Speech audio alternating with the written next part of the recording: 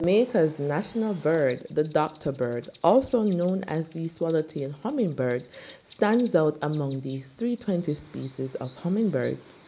Endemic to Jamaica, this bird is a true symbol of the island's natural beauty and cultural heritage.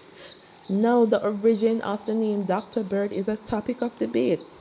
One theory suggests it comes from the bird's resemblance to old time doctors who wore top hats and long tail coats, while another theory points to the bird's feeding habits, likening the way it lances flowers with its bill to a doctor's needle extracting nectar. Now, the Arawaks or the Tainos believe the Dr. Bird possessed magical powers. They called it God Bird and view it as a reincarnation of dead souls. The bird is even echoed in Jamaican folk song.